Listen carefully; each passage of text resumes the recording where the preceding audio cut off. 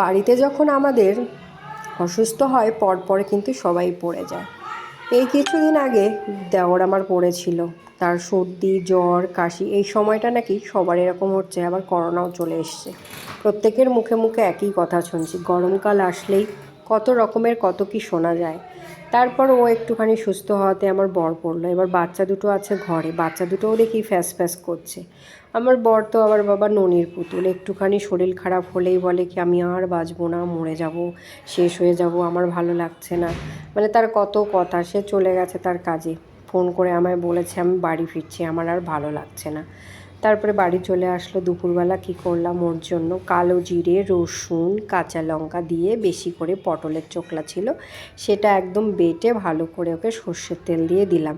বললে এটা খেয়ে মুখে একটুখানি স্বাদ এলো আমার। তারপর সন্ধ্যাবেলা ভাবলাম আবার তো সন্ধ্যাবেলা একটু হলেই শুরু হবে যে কী খাবো। রাতের বেলা ভাবছি ওকে ভাত দেবো না, ভাত দিলে আবার যদি আমার মা বলতো যে, যাই হোক আগের দিনের লোকেরাই বলতো যে জ্বর হলে বা অসুস্থ হলে রাতে ভাত খেতে নেই, রুটি খাও বা অন্য কিছু খাও। তো ভাবলাম যে রাত্রেবেলা তো রুটি আছে, আবার রুটিতে কী তরকারি খাবে।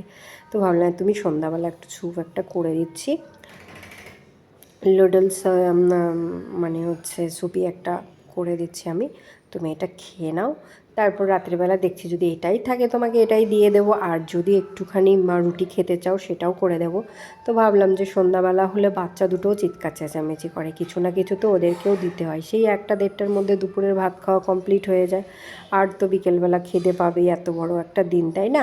তারপরে কি করলাম, সন্ধ্যাবেলা সবার জন্য এই সুবি লুডুটা করলাম।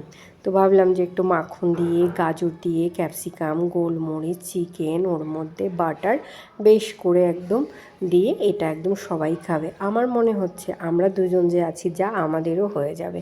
তারপরে এরকম করে চিলি ফ্লেক্স দিয়ে উপরে দিয়ে দিলাম। বাচ্চা দুটোকে চিলি ফ্লেক্স দেবো না, কারণ তো ঝালটা খেতে পারবে না, তো সেই জন্য ওদের জন্য একটু নর্মালভাবেই দিয়ে দিলাম। আর আমরা এরকম উপরে চিলি ফ্লেক্স দিয়ে খেলাম আহু আহু করে। আর এটা যা স্বাদের হয় না, আমি নিজে থেকেই এটা বানালাম, আমি কোনো এটা ভিডিও দেখিনি, কারো কাছ থেকে শুনিনি, নিজের মাথার আইডিয়াতে নিজেই এটা আজকে আমি ঘরোয়াভাবে বানিয়ে নিয়েছি। আর ভালো লাগলে অবশ্যই লাইক কমেন্ট শেয়ার সাবস্ক্রাইব করবে, আর সবাই পাশে থাকো, আমিও সবার পাশে আছি, তাই না বন্ধুরা?